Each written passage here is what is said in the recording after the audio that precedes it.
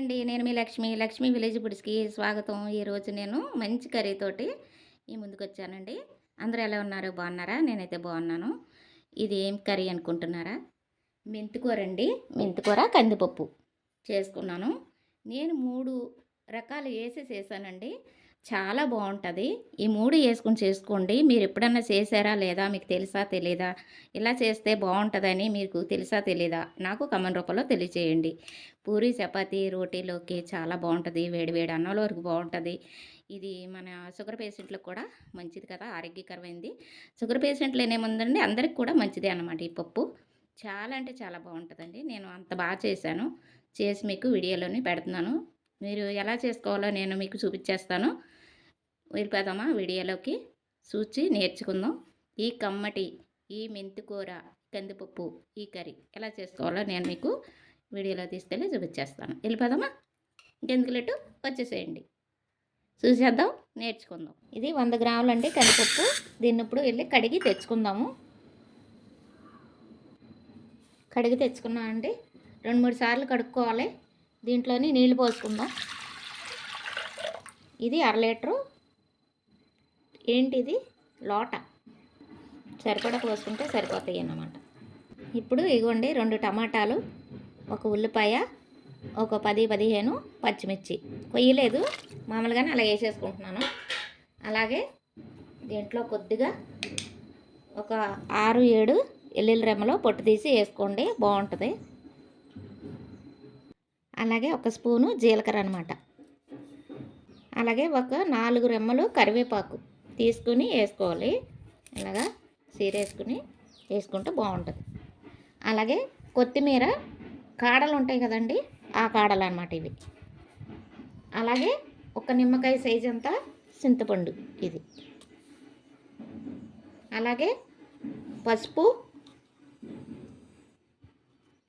ఉప్పు తర్వాత చూసుకొని వేసుకోవచ్చు, ఒకసారి వేయొద్దు. అలాగే కొద్దిగా వేరుశనగ నూనె వాడతాను కాబట్టి నేను వేసుకుంటున్నాను, ఒక స్పూను సరిపోతుంది. మెంతికూర కడిగి పక్కన పెట్టుకున్నాను, తర్వాత వేసుకుందాం, చూద్దాం. దీన్ని ఇప్పుడు మూత పెట్టేసుకుందాం. కారం వేయట్లేదండి, కారం చూసుకుని వేసుకుందాం. కుక్కర్ విజిల్ పెట్టేసుకున్నాము. ఇలాగ జీలకర్ర, ఎల్లుల్లిపాయ, కరివేపాకు ముందు వేసుకోవడంలోని పప్పుకి మంచి రుచినిస్తుందండి. ఇది ఇప్పుడు ఒక 4, 5 విజిల్ వచ్చేదాకా వేయించుకుందాం. 4, 5 విజిల్ వచ్చిన తర్వాత ఆపుకుందామండి. విజిల్ వచ్చేసిందండి. అలా ఉడికేటప్పుడు సిమ్లో పెట్టుకొని ఇదిగోండి కడిగి పెట్టుకున్నాం కదా మెంతాకు, నేను ఒక కట్ట తీసుకున్నాను. నాకు 100 గ్రాములకి ఒక కట్ట సరిపోతుంది, ఎందుకంటే పెద్ద కట్ట కాబట్టి. మీకు మరి చిన్న కట్టలా పెద్ద కట్టలా చూసుకుని మీరు తీసుకోండి.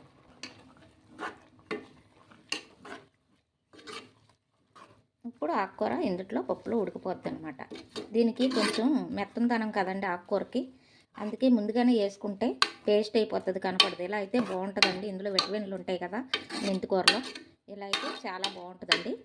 కొంచెం ఒక ఉడుకు ఉడికిచ్చేసుకుంది, చూసారా? ఊరికే నొక్కిడిపోయింది అనమాట. మూత పెట్టుకుని ఒక్క ఉడుకు ఉడికించుకుందాం.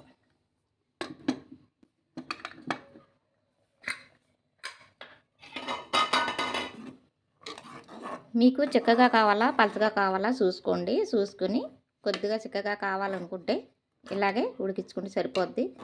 పలచగా కావాలంటే కొంచెం వాటర్ వేసుకోవాలి. మీరు కొంచెం పలచగా చేసుకోవాలి. ఉప్పు కారం చూసుకుందాం.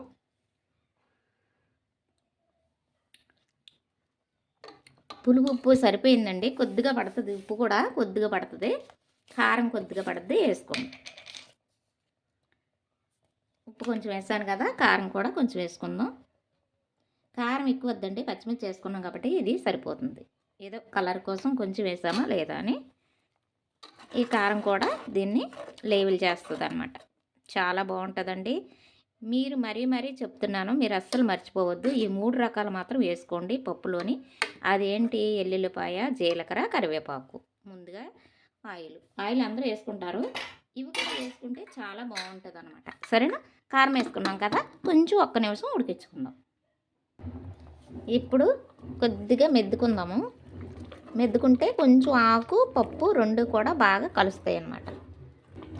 అయిపోయిందండి. ఇలాగా సరిపోతుంది. మరీ పలసనా కాక, మరీ చిక్కనా కాక నాకు ఇలా ఉంటే బావుంటది. నాకిష్టం. చాలా బావుంటది ఇలాగైతే.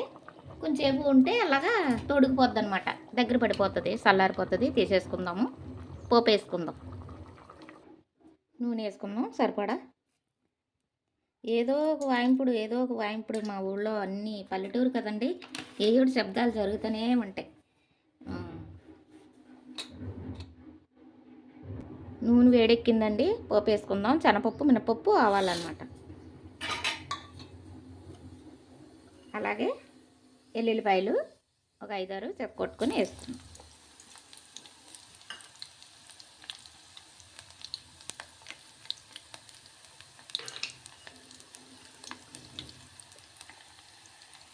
అలాగే ఒక 2, 3 రెమ్మలు కరివేపాకు.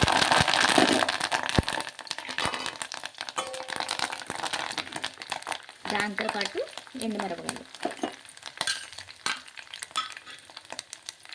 ఒక 3, కొద్దిగా ఇంగువ. మీకు ఇష్టపడితే వేసుకోండి, లేకపోతే లేదు. బాగుంటుంది పప్పులో ఇంగువ, పోపులో.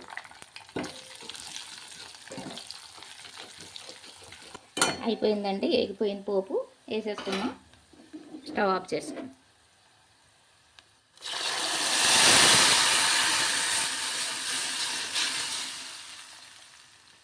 అంతేనండి, అయిపోయింది. కమ్మని కందిపప్పు మెంతి కూర మనకి రెడీ అయిపోయింది. కొద్దిగా కొత్తిమీరతో లాస్ట్ ఫినిష్ అనమాట. అయిపోయింది. నచ్చిందా అండి ఈ మెంతి కూర? ఈ కందిపప్పు మెంతి కూర మీకు నచ్చింది అనుకుంటున్నాను. రోటీ చపాతీలోకి, పూరీ పులక రైస్లోకి కూడా చాలా బాగుంటుందండి. ఎంత పప్పు చేసుకుంటే ఎంత పప్పు అయింది చూసారా? అదనమాట. చాలా బాగుంటుందండి ఇది. మెంతికూర మన ఆరోగ్యానికి కూడా మంచిది కదండి. ఏంటంటే షుగర్ వాళ్ళకి గట్టా చాలా మంచిది. హెల్తీ ఫుడ్ కూడా చాలా బాగుంటుంది. నచ్చింది అనుకుంటున్నాను. నచ్చిందా మీకు? నేను చేసే విధానం, చెప్పే విధానం అంతా కూడా నచ్చిందా? చాలా అంటే చాలా బాగుంటుందండి. రుచి అయితే బాగుంటుంది. నేను చేసే పద్ధతిలో చేసుకోండి. నేను అన్నాను కాదు కానీ ఒక్కసారి మీరు చేసుకుని చూడండి, మీకే తెలుస్తుంది. మళ్ళీ మళ్ళీ చేసుకుని తినాలనిపిస్తుంది అనమాట. అంత బాగుంటుంది ఈ పప్పు. సరేనా? నచ్చితే లైక్ చేసుకోండి, షేర్ చేయండి, సబ్స్క్రైబ్ చేసుకోండి.